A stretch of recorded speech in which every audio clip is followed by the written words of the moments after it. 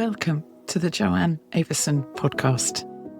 Today I wanted to share with you a story about the breath and a simple practice that will, I hope, inspire you in those moments when life kind of feels a bit too big. And what's inspired me to share this conversation with you is the number of clients that come to me primarily with a particular pain or an issue of their back or a herniation or whatever's going on for them. And these days, they usually bring with them some issue that includes anxiety. And that anxiety manifests very often as tightness in the chest or a feeling of heaviness or a sense, and there's always a physical expression of this sense of a knot in their stomach or shoulders being gripped. And I come across a lot of people with stories of how they've been told to relax, or they think they're not doing enough exercise, or they need to breathe deeper. And they very often tell me what they think they ought to do, as if that would be the fix, but they kind of find out they can't do it for some reason, or they don't remember to do it for some reason. The fix isn't just about breathing deeper or breathing better. It's actually about fascia and a shift in awareness to bring us naturally back to a place that we could call home. And that can promote a feeling of safety inside each one of us that changes everything. Stay with me and see if you can relate to this. So I had one woman who came to see me every, 4 to 6 weeks. We'd done a lot of work together over a period of time to deal with migraines and back issues that had been resolved. And she came to me regularly just for what she calls a top-up. And very occasionally, if there was a sports, I won't say injury, but insult, she would come just for that kind of putting things back where they belong. But what kept her coming was the knowledge that when she got on the bodywork table, she felt completely safe. And her body spoke a language that she knew I understood. And that is because the fascia speaks the language of the body. It is the body's language. She had tried every app, every meditation guide, and she'd been through quite an emotional process at home with family. And somehow coming to me was supposedly about the physical pain that she was experiencing occasionally. But what was actually happening was a level of anxiety that whatever she was doing in her life wasn't quite right. And I began, as I always do, bringing the body back into a very quiet, relaxed place. And I have a form of synesthesia, which is the name given to an overlapping of senses. And it's made me question how we see our body from a sensory point of view. My synesthesia is a complete overlap of touch and sound. So I literally hear bodies, and I don't necessarily need to be touching them anymore, but I hear a tune, and I can hear whether it's in tune or not in tune for that person. Don't ask me how. I never understood it for years and years and years, but it seems to work. It's invited me to consider the fascial matrix from a very different point of view. And that is knowing that it's the largest sensory organ of our body, is to recognize that we can tune it as a whole in its wholeness via the breath. And because it is our foundational architecture, but soft tissue architecture, soft matter architecture, not architecture of a house that has to be at right angles to the ground with all the doors and window frames at the same right angles, or something shifts and we're in trouble, but a soft matter architecture that moves with us and moves with every breath we take and every move we make, all the time. Now, we each did that before we fully formed into the embryonic babies, pre-babies that we were. From the moment of conception, which is all based on light and sound, growing ourselves, organizing ourselves into embryonic forms. Heart first, by the way. The heart starts beating and syncopating the rhythm as it feeds the growing brain, and then helps the entire body design to form. Another whole story, but please know you began heart-centered. You really did. We all did. And growing that matrix, that tissue in all its variety, we moved in a rhythmical beat, in sync with our mother's heartbeat, but through our own self-organization. I know I'm using the same word twice, but it actually makes sense because the fascial matrix is our sense-making organism as a whole. It is now known to be the largest sensory organ of the body. However, it's somehow more than that. It's our sensory interface with the world. And I'm going to invite you, little side teach.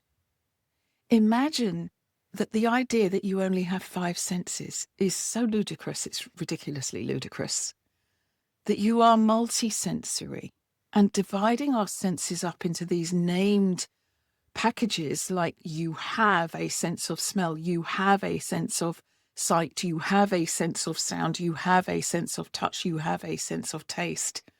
And that sight, sound, touch, taste, and smell are kind of it, and anything else is kind of extrasensory perception and a bit weird. Let's just push that idea aside and imagine that it's as limited as some of the machines that were designed in the Industrial Revolution were. Let's put that aside and imagine that what we couldn't imagine back then was the idea of the internet.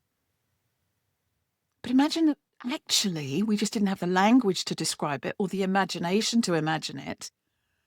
And we actually were already in a multi-sensory, multi-aware universe. Maybe. We just didn't have the language to describe it or the imagination to imagine it. What if? And now that not only can we imagine communicating with each other over thousands and thousands and thousands of miles instantaneously, aka the internet and all that we can do with it, that our bodies already incorporate that multi-dimensional kind of awareness. What if? What if? So let's imagine for a nanosecond that we always were and already are multidimensional and multisensory. Back to my client who's, imagine this, putting an app on her phone to try and remember how to breathe and slow down as a formula to resolving something that's wrong, i.e. being anxious. What if we could scoop all of that off the table and clear the desk, clear the deck, and just come back into ourselves and remember? And with the simplest of breathing techniques, transform her fascia's ability to breathe and serve her? What if it already knows what it's doing? And by being out looking for an app that will do it for her, or by rushing around and worrying about what she should and would and could do, if only, if all of that was taking her away from something that's already there. And what actually happens on the bodywork table is that the gentlest, softest beginning of a craniosacral hold that simply allows her to relax and then gently encourages her to breathe, that everything restores. Now, this isn't me making out that I'm the only practitioner on the planet that can do this. There are many. Find the one that can do this for you, and know that each one of us can do this for ourselves simply by letting go of some of the things we thought we knew. We think we know we're 5 sensory. What we now know is we're multisensory, because fascia is not just one sense.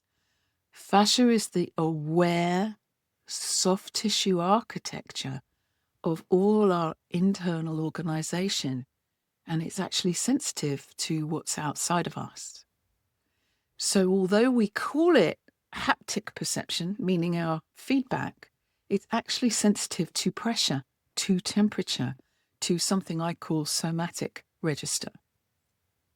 And in my Fascial Magic in Action, we teach all our practitioners about the nuances of this exquisitely sensitive and aware feedback system that every single one of us is made of, so that they are able to completely personalize any work they're doing with each person.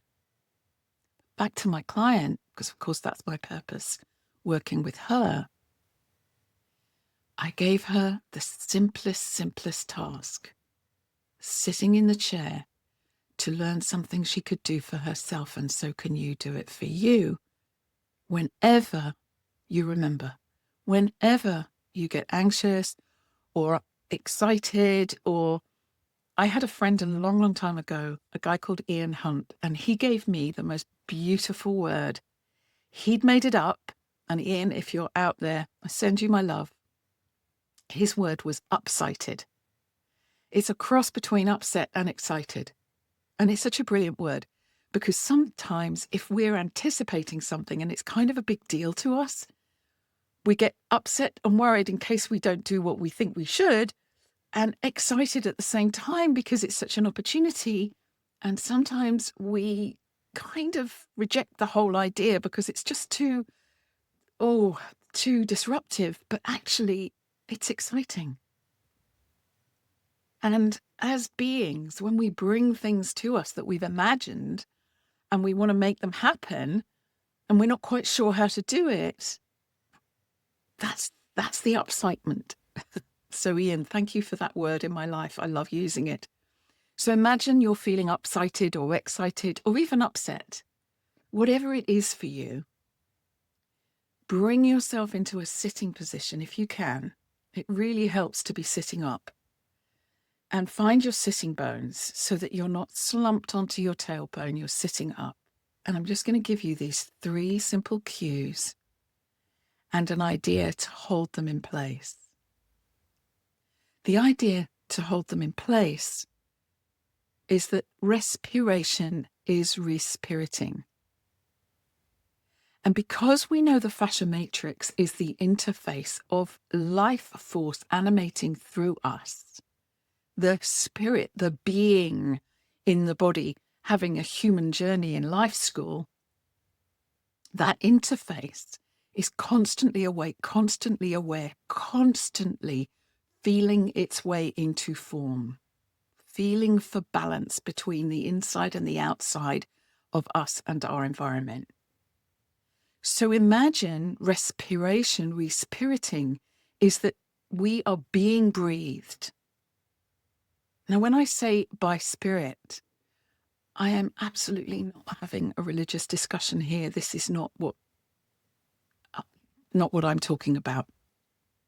I'm talking about maybe Mother Nature, or for you, Father Sky, or if for you it's God, or Allah, or Buddha, or any named anything, deity, or feeling, or nature itself, or wildness. Call it wildness, or call it source, or call it magic, whatever you want to call it. It's the stuff of what we don't know. It's the stuff of mystery. Imagine beyond your knowing, beyond your thinking mind that tells you breathing is about your lungs opening and closing and your diaphragm going up and down. Trust me, it's far more than that. Imagine you're being breathed.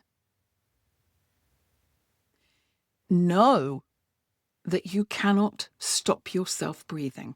You will pass out before you do that. So, are you with me? Sitting quietly, if you can. Having said that, I do this on trains and planes and airports, so it doesn't matter if you're not quiet, but you can be quiet inside. Find your feet on the floor if you can, and it's no problem if you're lying down. Lie flat if you are. Sit on your sitting bones and bring your crown aligned with, imagine something above you, the moon, the sun, a star, whatever you want, but just have height and length through your body. And ever so gently rest your tongue on the roof of your mouth. And inhale through your nose and out through your mouth. Really softly. That's it. In through the nose, out through the mouth.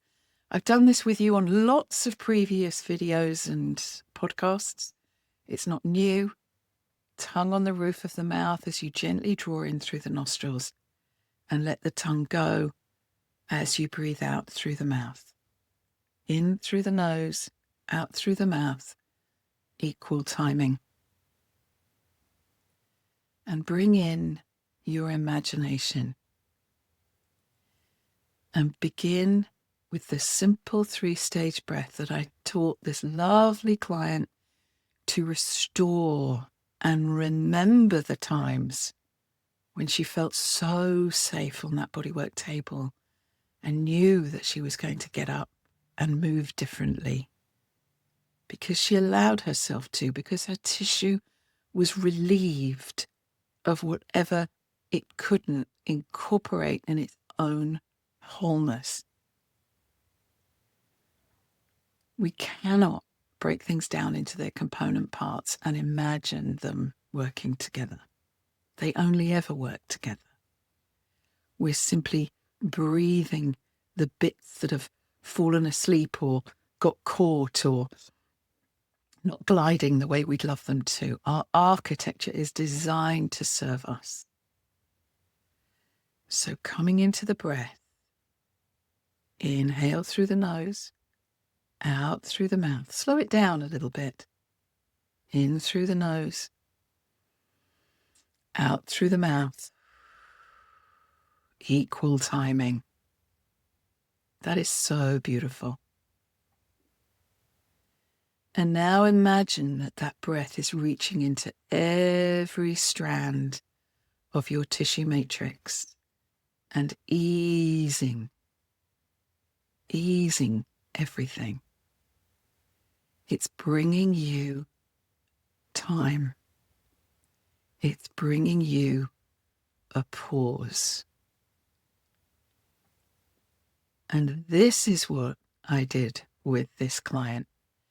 We placed our hands on the chest, just above the heart, and breathed in through the nostrils and into the hands. Loving the heart and exhaling through the mouth. In through the nose, into the heart, round the heart and into the hands, and out through the mouth. Feeling that beautiful circle created by placing one hand over the other over the heart. very, very gently. And then we place the hands on the tummy, just on the belly, just below the ribs, below the breastbone. In through the nose, out through the mouth. But feeling where the hands are on the belly, you may have one hand on your solar plexus and one hand on your lower belly, or both hands over your belly button, or wherever you feel happy with your hands.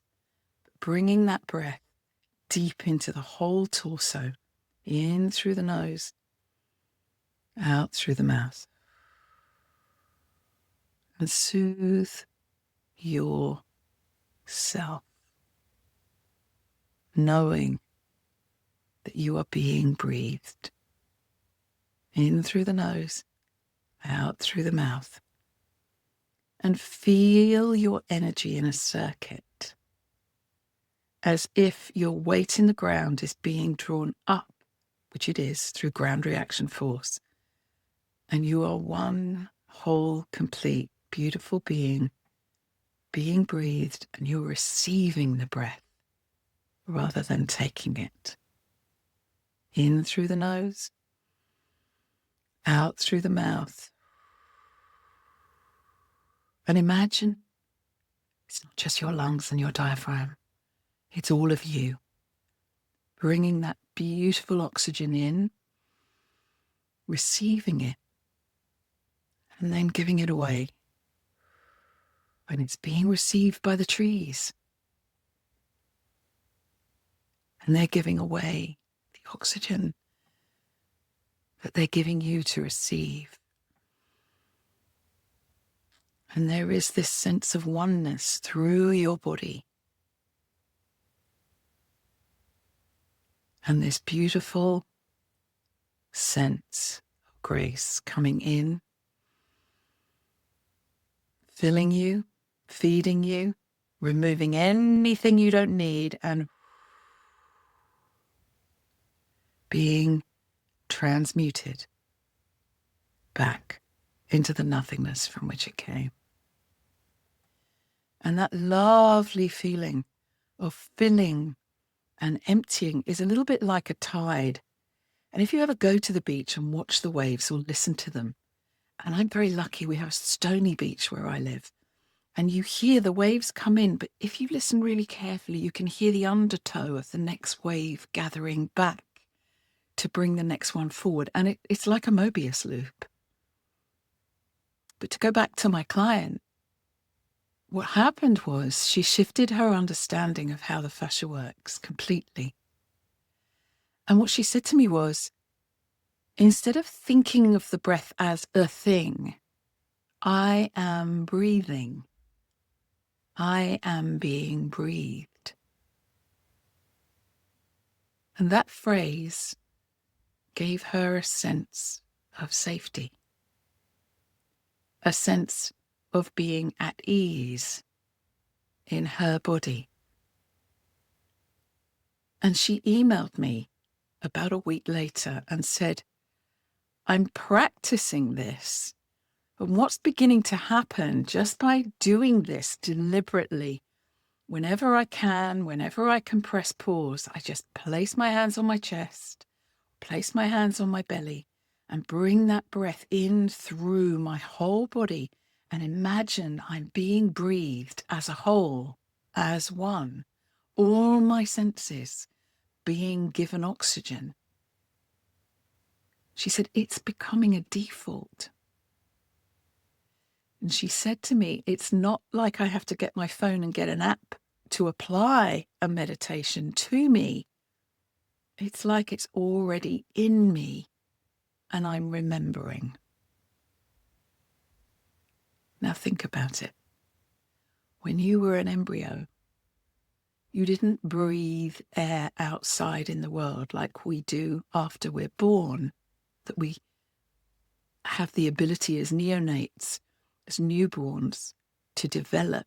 But we practice the movements in utero. So they're natural movements to us. And I invite you to consider that the idea that we are only 5 sensory creatures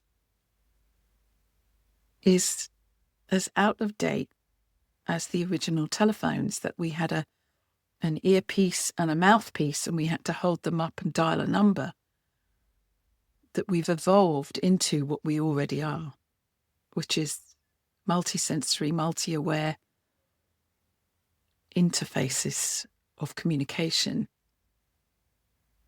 with multisensory awareness of what's around us. Why is that such a big deal? Well, it expands our understanding.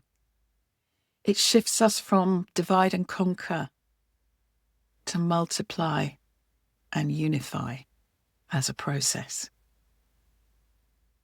And I leave you with one lovely thought. Next time you have a chance to go for a walk, even if it's only for 5 minutes, tune in and listen to the birds if you can. Birds only sing when they're safe.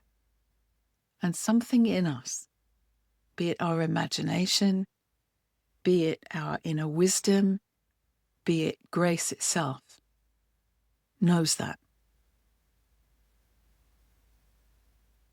And when we hear that bird song, they are communicating with us the message that it's safe.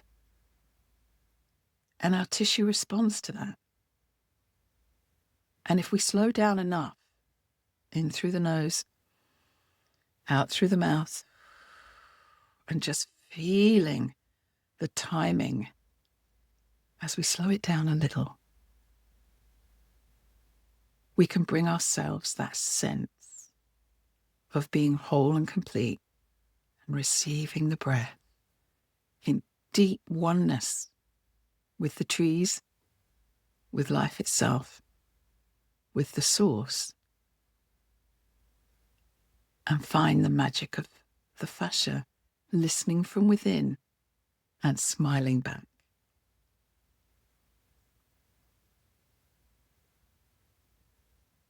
Let me know in the comments how you found this. I absolutely love and appreciate every single one of you that takes the time to comment on these videos.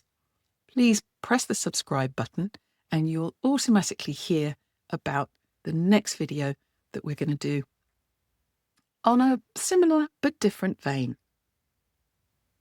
And I just invite you to consider that your fascia brings you far more than 5 senses. Have fun, take care, and may your God bless you.